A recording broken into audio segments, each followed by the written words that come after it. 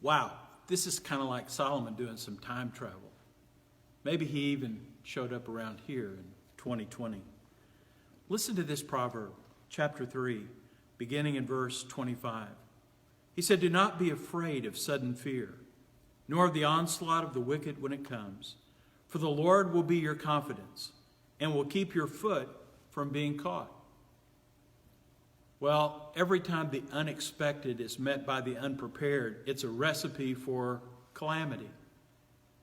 Solomon reminds us that perhaps maybe it's not easy to prepare for everything, but there are certain things that we can face when we are better prepared.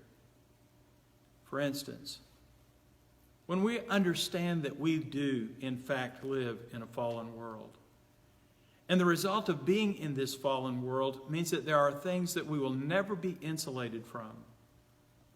Job is a great story, reminding us that sometimes hardship comes and that God has a greater purpose.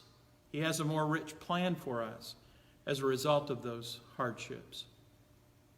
But the bottom line is, when hardship comes and difficult times come, or these sudden fears come upon us, we're not to be afraid. Jeremiah, in the 10th chapter of his writing, shares with us that we ought to be different than the rest of the nations. All of those who are without the help of God, who lean on their own understanding and who lean on their own strength. But our strength comes through confidence in the Lord.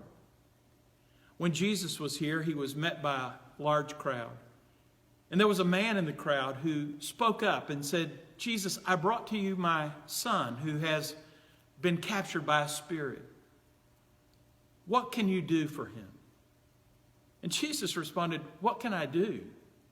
All things are possible to those who believe." You know, today when you think about your response, perhaps maybe it was the same response as that father gave that day. He said, "Lord, I believe, but help my unbelief." You know, today there may be some fear in your life. There may be some concern about your circumstances that literally have a grip on you.